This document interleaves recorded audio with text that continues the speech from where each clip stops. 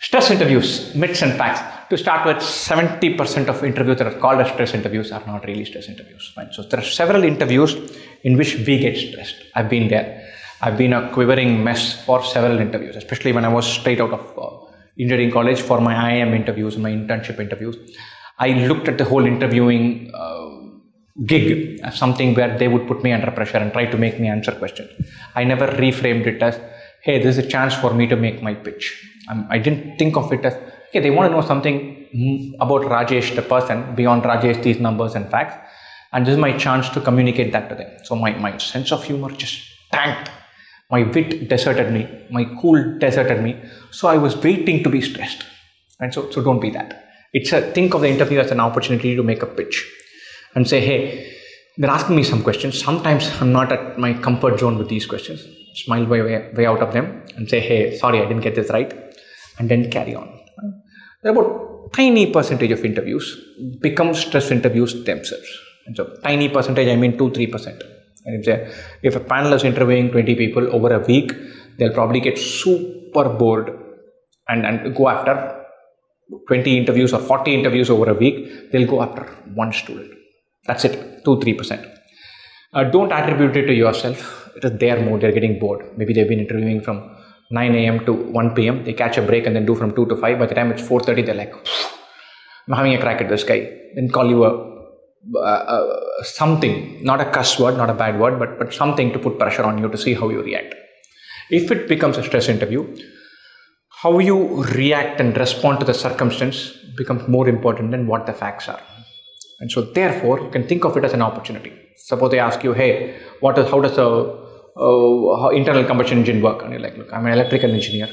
I don't even know that. Why should you not know? You've learned it in 11th standard.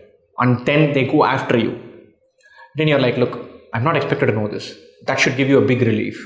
And then you handle the responses to that treatment rather than answers to the question. So you should reframe it like that and become relaxed. And so what are the things not to do? Swear back at them, scream at them, lose your cool completely shut down. Those are the things that you should avoid. Smile away to glory. Say several I don't knows. If you're very calm and composed and give a stream of 6-7 I don't knows, you'll get good I don't know points. It's not as good as knowing the answer points, but hey, you're looking to salvage the situation here. And so if it happens to that, handle that. How do you break out of this thing? Under pressure, under stress, we all shut down even more. I've had several interviews where I've underperformed because they're asking me a couple of questions. Those two I don't know the answer for. And then they throw me a freebie. And I'm like, I don't know. I can't answer. Just let me go. So you fall into that mode.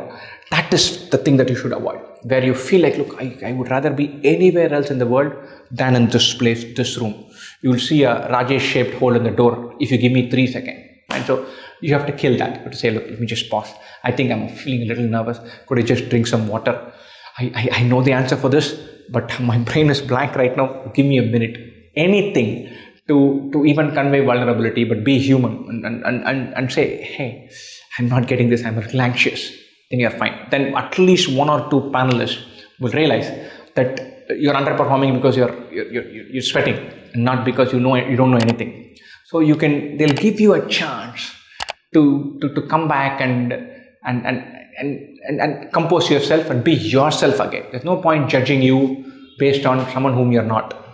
And so they'll give you the time to recover and then do it. I've had stories about interviewers. One of my favorite students, he went into I think it was a Great Lakes interview, and he comprehensively choked. And so there's a panel which is a nice large table, 5 members in the panel. He was sat there and he said, look, they asked him, look, what's your name? He answered that. Why do you want to do an MBA? Not a word came out.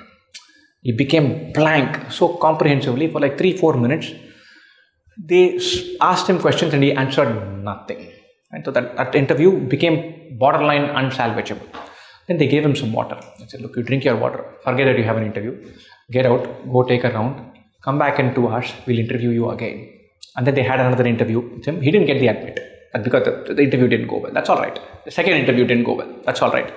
But several times this happens. We're not ourselves.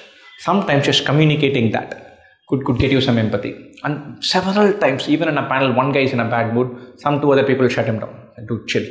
It's not the time to show off how great you are. Chill. Not in an offensive way, but give you a way out and say, hey, let's talk about this, and not come under too much stress. If you see your interview going in that direction, take a pause, smile, drink some water, compose yourself, and then say, I don't know. That's still all right. On the end of the world. Right? Best wishes.